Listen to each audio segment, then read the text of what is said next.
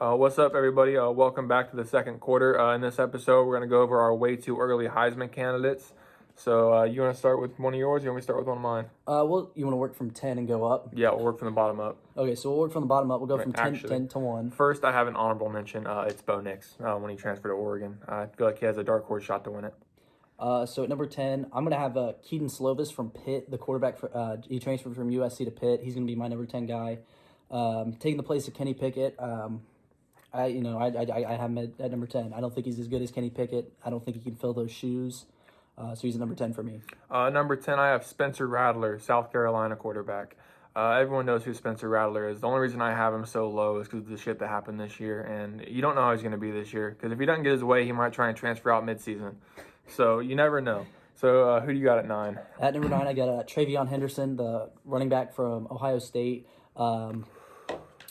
Stroud is a great pass thrower, along with Smith and Jigba. I think they're going to take away a lot of pressure from the run game, and he might be able to sneak in quite a few yards that way. I also have Henderson at number 9. Good running back. He was only a freshman last year, wasn't he?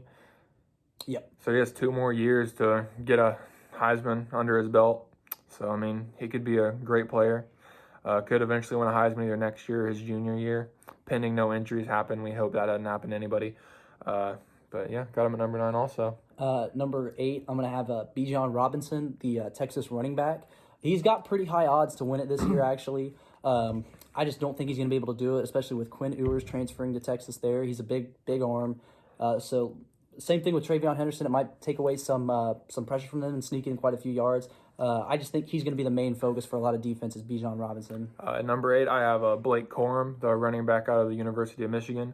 With Hassan Haskins going to the draft, and there's a lot of rumors that Cade McNamara is going to transfer and J.J. McCarthy is going to get the starting job. So I feel like it's going to turn into like a good run-based offense because McCarthy's unknown. It's known that he's mobile. He's a mobile guy. So I feel like the run game is going to be an even bigger part in that Michigan football team this year than it was last year. So who you got at 7? I'm going to have Bo Nix, Oregon quarterback. You mentioned him earlier.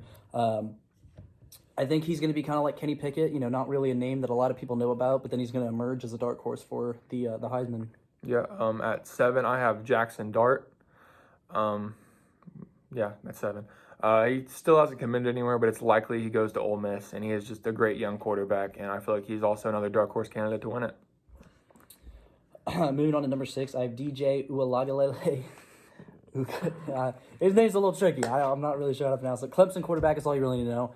Dabo Sweeney is a great coach. I think they're going to have a bounce-back year this year. I think he's really going to emerge as a good quarterback because this year was his freshman year. He's a true freshman, I believe.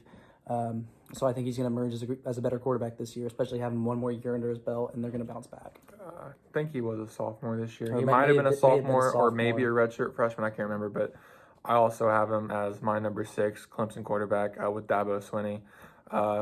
They looked at him this year like he was going to be the next Trevor Lawrence, and that obviously wasn't the case. No. Clemson had a down year. It wasn't a bad year by any means. I'm pretty sure at the beginning of the year he had the second best odds to win the Heisman. Yeah, he did.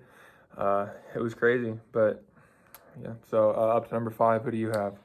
I'm going to go with Spencer Rattler, South Carolina quarterback. I think he's going to make a bounce back. He was a top 5 draft prospect last year until, the whole thing with Caleb Williams happened, and excuse me. I really think he's going to emerge.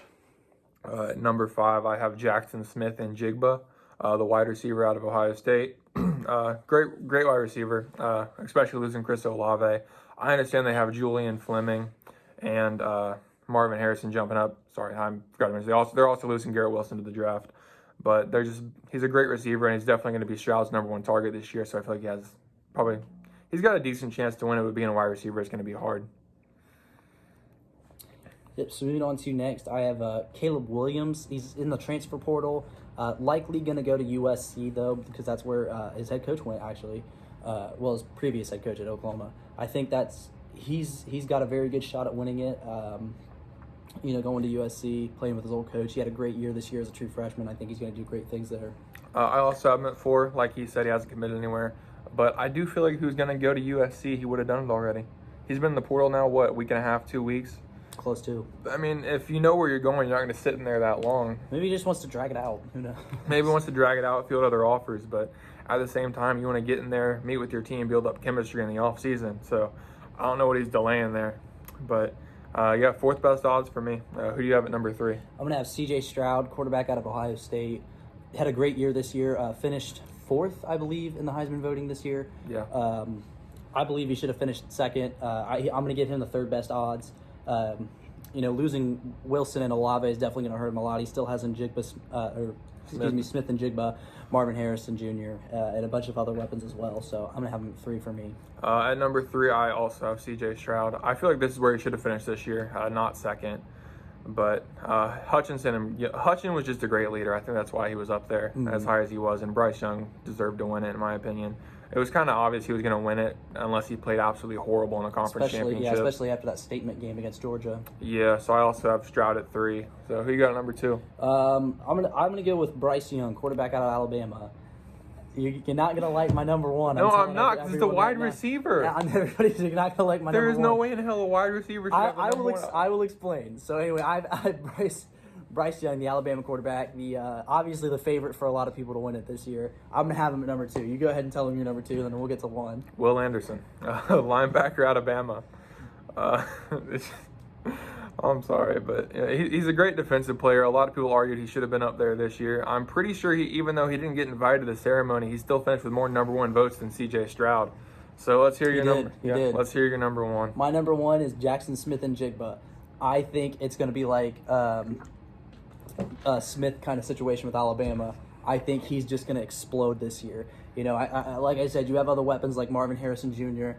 And obviously other Ohio State wide receivers, but 347 yards by himself in the Rose Bowl with C.J. Stroud. I think he's just going to continue to build off that this year. I really think that he's just going to take off this year and just really assert himself because he's obviously the best wide receiver. I think he's going to be a top 5 pick. I'm extremely high on Jackson Smith and Jigba, and if he has a poor season, just call me out, blast me, put me on, flame me.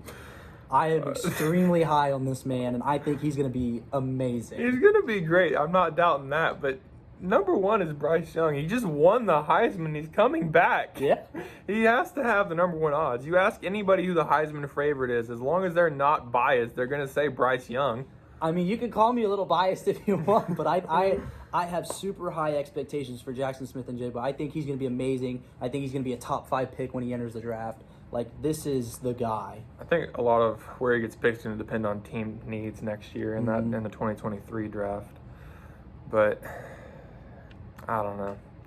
I just can't fathom you putting a wide receiver at number 1 in Heisman odds.